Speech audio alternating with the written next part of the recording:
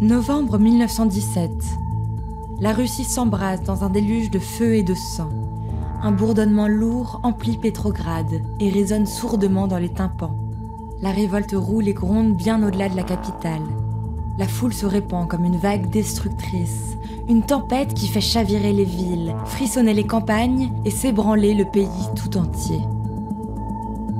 Là, au milieu de la tornade, un homme, un Américain voit tout, entend tout. Il assiste à chaque discussion, chaque manifestation. Un jeune Américain parmi le peuple russe. Il s'appelle John Reed. Il est journaliste, reporter de guerre et à ses heures, poète. Il s'apprête, au péril de sa vie, à témoigner des 10 jours qui ébranlèrent le monde. Pourtant, rien ne destinait John Reed à la vie qu'il mena. En 1910, il termine ses études à Harvard. Lui qui a vécu une enfance dorée à Portland, rêve de devenir écrivain et poète. Il déborde d'ardeur et de fougue. Dans l'atmosphère crasseuse et envoûtante de Greenwich Village, il vit une vie de bohème. Il vibre au rythme du jazz naissant, écrit des vers sur des coins de nappe et séduit les New-Yorkaises les plus sensibles. Mais tout s'accélère soudain. Les grèves des ouvriers de Patterson, la révolution au Mexique, la guerre en Europe et la révolution russe. John sort brutalement de sa torpeur. Il prend violemment conscience du monde qui l'entoure. Saisi par la stupeur et la colère, écœuré par les injustices, il s'engage sans relâche. Le voilà happé par la grande lueur à l'est. Passionné et fiévreux, il rêve d'être au cœur de la révolution.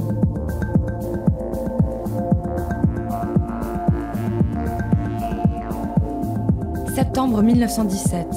John est à Pétrograd. La ville trépigne. Reed est saisi par l'atmosphère fébrile et tumultueuse, la frénésie palpitante et excitante, ébloui par cette Russie saoule d'idées et ivre de paroles. Partout, une tension électrique est palpable.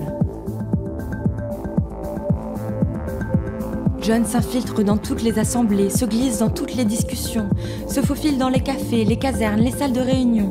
Enveloppé dans les halos de fumée bleue, il frémit avec les ouvriers, ne fait plus qu'un avec la foule. Il sent au fond de son être que quelque chose de fondamental va se produire, sans pouvoir dire exactement quoi. Il rencontre Trotsky et Vladimir Ilitch Ulyanov, qu'ici tout le monde appelle Lénine. Il admire son esprit aiguisé au couteau, ses sourcils qui se froncent lorsqu'il dénonce l'oppression, l'audace de ses réflexions, le feu qu'il infuse à ses phrases.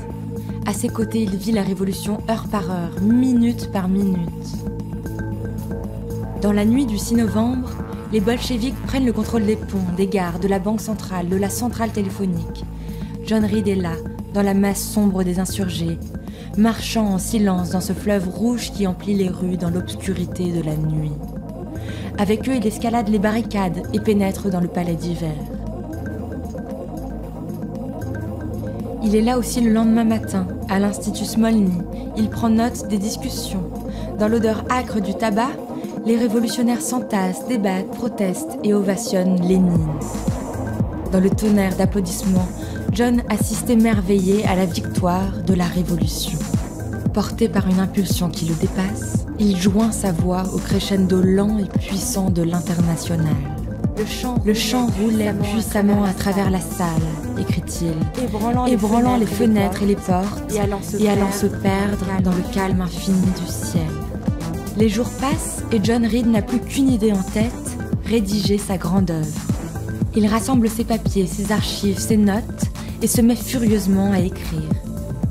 Dans l'ombre et le silence, il gratte les feuillets, il s'abîme les doigts sur sa machine à écrire et parvient à publier l'ouvrage de sa vie. Un livre que Lénine salue pour son intelligence et sa sincérité, les 10 jours qui ébranlèrent le monde. 5 années ont passé, John Reed déchante. Ses idéaux enflammés se heurtent aux prémices du totalitarisme. Il découvre la pensée officielle naissante. Il perd peu à peu ses illusions.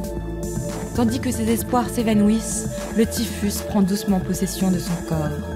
John a de plus en plus de mal à marcher et à parler. Nulle part il ne peut être soigné. Il n'a pas encore 33 ans et à Moscou, il est emporté par la maladie. Sur la place rouge, la ville tout entière s'est réunie pour saluer la mémoire d'un homme qui a marqué sa génération.